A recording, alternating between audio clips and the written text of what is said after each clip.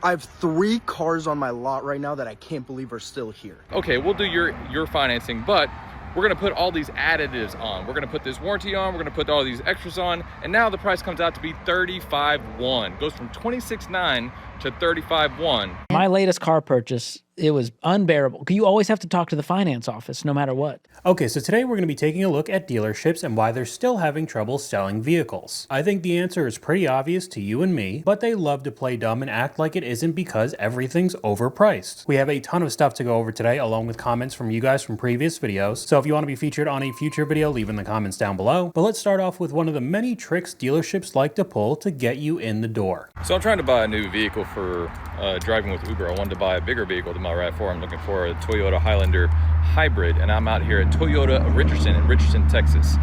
They advertised this Toyota Highlander hybrid for $26,900.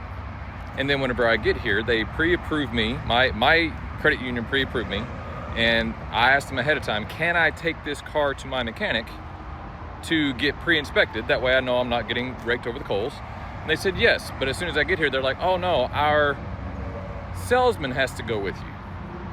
And I was like, okay, that's not what was communicated, but I'm like, okay, as long as your salesman can get there, get it inspected, I'm okay with that. And then whenever they say, we have to agree on the price, and I'm like, okay, the price is $26,900, so that's what I'm gonna get. They're like, well, we can't accept outside financing. I'm like, you can't accept outside financing. When I'm really gonna bring you a check to pay for the car, you have to do inside financing. So we got around that. They were like, okay, we'll do your financing, but we're gonna put all these additives on. We're gonna put this warranty on, we're gonna put all these extras on, and now the price comes out to be $35,100. Goes from $26,900 to $35,100. This is at Toyota Richardson in Texas. And you really wonder why vehicles aren't selling? It's almost like they don't want to do their job. We could go over to the comment, I worked for them, good call, never buy from anyone affiliated. They're selling loans now, not cars. The kickbacks are insane. Thanks for the heads up, definitely scratching that one off the list. May I use your video as evidence in a soon to be filed complaint. So just because you wanted to get a few extra $1,000 on a used Highlander, your whole dealership is now getting dragged all across social media. There were over 10,000 comments on this clip. This went pretty viral. And we got a comment from you guys right here that goes with this. Car sale lots aren't selling cars anymore. They're selling loans. Screw that. But like I said at the beginning, they have to play dumb. It's gotta be for other reasons, not the price. I've got a hot take. I think the real reason people don't come into the dealership is because they're scared. Most people aren't scared about driving a truck. They're scared of getting denied, paying too much, not knowing their payment, or being embarrassed about their credit. And the crazy thing is, this is the easiest time of year to buy from us because Ford is running a special of 000. It's the easiest time for anybody to qualify regardless of your credit, your down payment, or your monthly payment. Now, tell me I'm wrong. Most people aren't avoiding the dealership, they're avoiding the conversation. And we're just gonna go straight over to the comment section. It's because we could do math. The 0% of 60,000 is still $1,000 a month. No truck is worth that. It's because they're $20,000 to $50,000 overpriced. Especially if you're looking at any pickup in today's world. Scared? No, your prices are insane. 90% of America cannot afford a new car, especially when a used one is not only cheaper, but more reliable. Been to 3 different dealerships the past 3 months, talked to one person over the phone, gave all the information, and ghosted us until we came into the dealership and then passed us to someone else. Not to mention the outrageous markups and fees. The real reason we don't go there is that we have to interact with salespeople. It's exhausting. An outdated way of doing business. And they know this, so they have to resort to making little advertisements on social media like this. Hey guys, it's Nick here at Crane Hyundai Bentonville. We got some certified pre-owned Palisades, marked down several thousand if you want to save some money on one. What? That's right, we got a handful of them and they're marked down several $1,000s. Come test drive one, see if it's one for you. I do like that the first comment I see under this video is somebody asking, do you have any Hondas? But specifically with that vehicle, the Hyundai Palisade, there is currently a stop sale on them because with all the modern technology and electronics in the vehicle, it malfunctioned while folding a seat down and ended up killing a kid. So even if it is a few $1,000s off, I don't think it's really worth getting that vehicle. And we got another comment from you guys that goes well with it. Notice how they never mention the price. It's just a few $1,000s off. They're not actually going to tell you how much it is out the door, but we could keep going with the frame frankly embarrassing types of advertisements, at least in my opinion, because you're supposed to be a car salesman, professional, right? And you have videos like this up on screen running into a whole bunch of chairs just to gain a little bit of attention online so they'll walk into your dealership. Let alone all the other clips of weird MLM kind of culty vibes when it comes to salesmen. What a sales meeting looks like at the #2 Toyota dealership in the county. They're blaring a whole bunch of music, kind of the wannabe Wolf of Wall Street clip. I'd rather get a root canal than buy a car at a dealer. I can't wait until I never have to deal with another car salesperson. First job to go from AI. This dude is fighting for his life in the comments. Everybody was making fun of it. But we'll just move on to the classic, I have no idea why these cars aren't selling type of clip. I have 3 cars on my lot right now that I can't believe are still here. 2021 Civic Type R. Only 36,000 miles. Red suede seats with Type R lettering, 6-speed manual. 2023 Ford Bronco Wild Track. Absolutely beautiful green on the vehicle right here. You get the beautiful 2-tone interior with the beige and black on it. Nice large screen, 360 camera. This one is priced incredibly. I do not know how I have this last one still here. 2020 Porsche Macan GTS. Beautiful metallic gray finish on the car. Red bucket seats. These are stiff. They're going to hold you in on these high speeds. All right, we're cutting it off there. And again, magically, no prices were talked about. You not showing the price answered why they're still there. Show those sticker prices. DM me for more info. So you could get constantly harassed by them and never find out the actual out the door price. But another comment seems to have looked it up and found all the prices. The Type R is $37,148 with 38,000 miles. The Bronco is $43,105 with 41,000 miles. And the Macan is $44,269 with almost 60,000 miles. The maintenance with the Porsche is of course going to be a ton with 60,000 miles. I've talked about the Bronco a million times on this channel, not reliable. And most likely after all the fees, you're going to be paying $40,000 for a 5-year-old Civic. That's kind of all you really need to say. And we got another comment from you guys right here, short and simple. It's the price. It's always the price. Bro, the amount of car salesmen on this app that have to come on here and act shocked as to why they cannot sell cars when all of the comments are just because of the price. Like, it is literally just the price. Like, you'll see them pointing out, like, a brand new truck, and then the comments, you go to the comments immediately, and it's because you're selling a $40,000 truck for $90,000, and that's why no one is buying it. And it's just been kind of insane, and to the point where, you know, I totaled my car a few months ago, and instead of going out and getting another new car, I said, no, like, screw that. I'm just going to buy like a cheap used car because I'm not going to pay these insane prices for a new car. Vehicles have more features than ever, a lot of them no one asked for. Buyers don't care about features, just let the market crash and burn. But then when you start saying this stuff to salesmen, they end up getting angry, making videos like this. Just a reminder before you buy your next vehicle that the average iPhone has a markup of 40 to 60%, and eggs have an average markup of 10 to 30%. So, well, yes, when you buy a car, the dealership may make money to stay in business and pay their employees. Just realize that the only reason there's frustration is because it's the one industry where if you want to, you're allowed to haggle on the price. So we're just going to head right over to the comment section. Eggs aren't $50,000. Exactly. It's not illegal to buy an iPhone from Apple. Very good point again. No offense, but I never understood why we can't buy direct from a manufacturer. Other than providing some jobs, I don't see any value to dealerships. And he said the dealerships were marking up cars just to stay in business. They're just trying to pay their employees. I don't know about you, but this next clip doesn't seem like they're just trying to stay in business. They're trying to gouge you for as much money as humanly possible. Toyota is having trouble selling the Tacomas, and the TRD Pro Tacoma is the perfect example of why. The Toyota Tacoma TRD Pro has a starting price of $63,735. Right out of the bat, it's already over $60,000. But like most of these TRD Pros, and honestly most of the Tacomas in general, there are of course markups, options, add-ons, and all of that is added to the total price for the Tacomas. This 2025 TRD Pro has $2,755 added by the manufacturer, and then you've got the $1,545 destination fee, of course, and then the dealership adds another $9,995. So just with the options added, the total price is actually $78,030. So that's another $14,295 from the original base price with all the add-ons and markups from the manufacturer and the dealership. We're talking almost $80,000 for a Toyota Tacoma. Again, that doesn't seem like the dealership's just trying to stay in business. That sounds like price gouging. Absolutely ridiculous. And we could just move on to the next clip with straight up car dealership fraud. Car dealership that's committing fraud that changed your down payment from $1,000 to $10,000, and you went back to see what exactly was going on with the paperwork, and they said, "Oh, we'll get it fixed, baby." The Attorney General opened up a fraud case and pulled their license from selling vehicles. The finance manager and the two salespeople that said that the amount was going to be $1,000 and it was changed were charged with felony theft and wire fraud. Baby, that's not small crimes. They potentially could have 5 to 20 years in prison, because we had to wait to see how the investigation was going to go, because it's not just the difference of the $9,000. It's also manipulated paperwork. It is altered financing. There are several different things that happen behind the scenes before we can go ahead and have this money returned. Once these contracts started to get reviewed, and there were different forms, one for what the customer received and one for what they submitted to the finance company. And this is not a one-off issue either. I remember us watching an older clip with a different dealership pulling this type of crap. I honestly don't know how they think they'd get away with this type of stuff. Going from $1,000 to $10,000 in today's world, where most people are living paycheck to paycheck, who would ever just say, you know what, that's fine, I'm just gonna let them do whatever they want and commit fraud? Very odd decision making in my opinion, but it just seems like everybody is so tired of this. I will never buy a new car again in my life.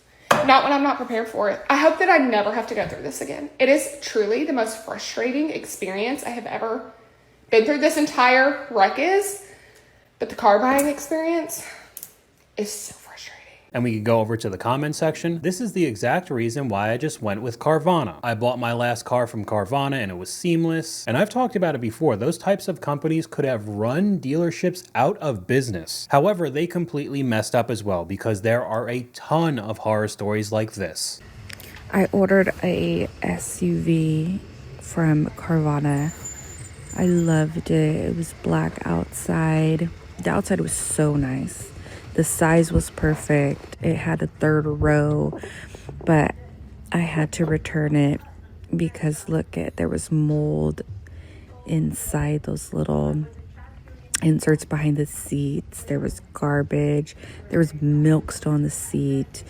The tires were almost bald. If you see, the pedals are so dirty. Like, Carvana put no effort into this delivery. They didn't clean it.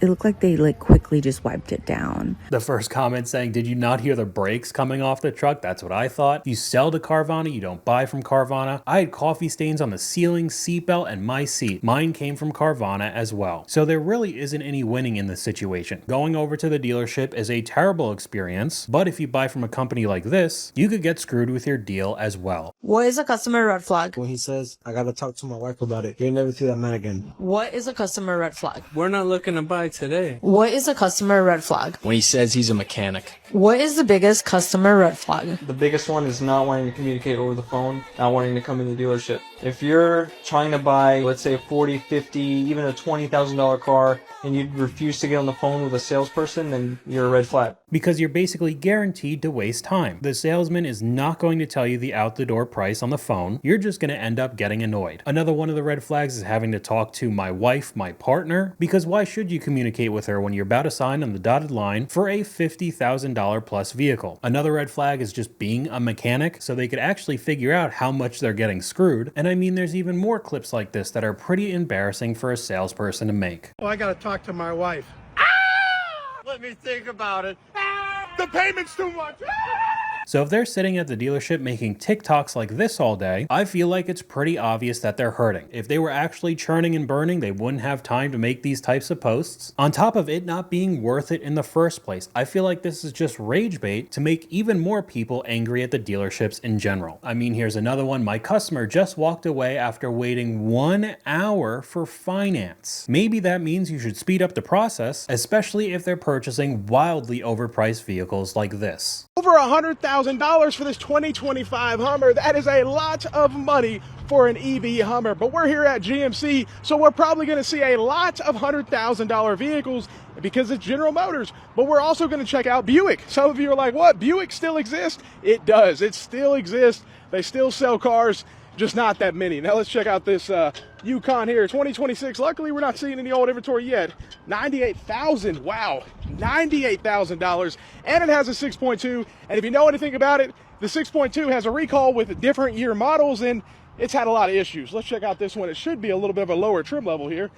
Let's see, maybe not 96,000. Save a few $1,000s. And a comment from you guys goes very well with the Yukons, could have something to do with the loan lasting longer than the vehicle. We have seen many clips of those SUVs breaking down at 10, 20,000 miles, while you're paying well over $1,000 a month for it. But we could just move on to yet another bait and switch from a dealership. So we're gonna go see if this is real or not. This 2025 Hyundai Ioniq 5 SLE, so this is one of the mid trims, $55,000 MSRP for $27,000. So I'm here at this dealership right now. So we're going to find out how true this deal is and what the actual out the door price is. So again, 27 online, ended up being 42,000 out the door, which I don't get how we went from that to that. And again, the same MSRP and everything. So yeah, I guess that's not really a deal. There was a better deal if you leased. You got an extra you got $17,000 off, but then you had to lease it, you had to buy it out, and kind of you had to pay an acquisition fee. There's a whole bunch of other fees, so it wasn't really $17,000 you got off because you had to pay like $5,000 back in fees. So yeah, not really as good as the deal as I thought. Dealerships lying once again to get people to come in. 27,000 to 42,000, what a joke. And he didn't say anything about the dealership saying, oh, this was just a typo, we messed up. They knew exactly what they were doing. My latest car purchase, it was unbearable. You always have to talk to the finance office no matter what to complete the purchase. What they kept saying? They just kept... And he kept me on the line. I mean, even after I convinced him, listen, dude, I am not taking out a loan, so stop. He went, well, the warranty, you really need the warranty. So then he pitched the warranty for another 7 minutes. It was exhausting. You got to stay on that phone. And at some point, I just wanted to say, hey, man, Google me. Just Google me. Google me. We can know. end this call I early. Swear. I save you your time to go peddle this to someone else. Yes, that's right. Whenever we go over this topic, I'm just amazed that some company out there hasn't done what Carvana does, but obviously in a much better way. There is a ton of money to be made in the car market, but every option seems to be awful. The entire recon department quit today. Here's a day in the life of a GM at a Ford store. I've been calling recon for like a half hour because we have cars that need done. We have new car check-ins, about 6 of them that need checked in and stocked in, and they're not answering. Send one of my girls back. Hey, no one's in recon and they haven't seen anybody in there for like an hour. Okay. Call them. 2 guys working today. Yeah, we quit. We just left. Going over to the comment section, people don't quit jobs, they quit management. The entire team left, that tells you something. Mistreated employees do that. Poor management is probably your big answer. Kind of sounds like you're the issue. This is also somebody we've gone over before with the videos talking about why aren't these cars selling in their wildly overpriced F-150s or the unreliable Broncos and Bronco Sports. And now there also seems to be even more issues with the dealership other than the price. But now we're really starting to see the consequences of the lack of sales when it comes to entire manufacturers. Volkswagen's profits have collapsed, and now tens of thousands of jobs could be on the chopping block. The company is facing one of its toughest financial moments in years. And how bad is it? Well, they just reported that operational profits dropped 53%, which is a massive hit, and one that's forcing the automaker to rethink its cost structure. According to reports, to deal with the slowdown, Volkswagen is considering cutting up to 50,000 jobs globally across all brands as part of a major restructuring effort. Now the pressure, it's coming from multiple directions. Demand for electric vehicles has cooled in several markets, competition from Chinese automakers is intensifying, and the transition to EVs has proven far more expensive than originally expected. Add in tariffs and things are just not looking so great. Volkswagen has been investing billions into electrification, software development, and new platforms, but those investments haven't translated into the profits that the company expected. And this is not just Volkswagen. A ton of companies have put a massive amount of money into EVs, and clearly the popularity has died down a lot over the past few years. Almost all the manufacturers have walked back their plans and stopped selling many EV models. I mean, the Volkswagen ID Buzz is not being sold in the US anymore, primarily because it was an EV with 250 miles that cost $70,000. I mean, maybe having a $39,000 GTI wasn't a good idea, or having a $50,000 Golf R. Every other thing is the problem but the car price. They're dropping because they want to make $60,000 electric vans and buses. I really wouldn't be surprised if we see some brands go away in the next few years. Everybody's been talking about Nissan and Infiniti for quite a while. The sales aren't great along with the lack of reliability. But we can finish off this video talking about something a little bit different. It's not just vehicles. Motorcycles are having the same issues. The average Harley Davidson buyer in 2025 was 56 years old. The average Indian buyer was 54. The average cruiser buyer across all brands was 53. These aren't sustainable numbers. What happens when your core customer base is in their 50s and 60s? They stop buying new bikes. They downsize. They get health issues that prevent them from riding. And eventually they age out entirely. Harley Davidson has been losing roughly 40 to 50,000 riders per year to age-related attrition since 2020. That's 40 to 50,000 people who used to buy bikes, buy parts, pay for service, and generate recurring revenue, just gone from the market permanently. The replacement buyers aren't showing up. Why would I pay 20+ thousand for a Harley when I could get a brand new Honda Fury for 10 to 12,000 with a better warranty, drivetrain, and looks? Easy solution, don't charge $30,000 for a $9,000 bike. Blame everything but the cost of the bike. So we might be seeing Harley Davidson disappear in the future as well. But that's all I got for you guys today. Let me know what you guys think in the comments down below. YouTube thinks you'll like this video popping up on screen right now, but hopefully you guys enjoyed this video. If you did, please leave a like, and I'll talk to you guys later.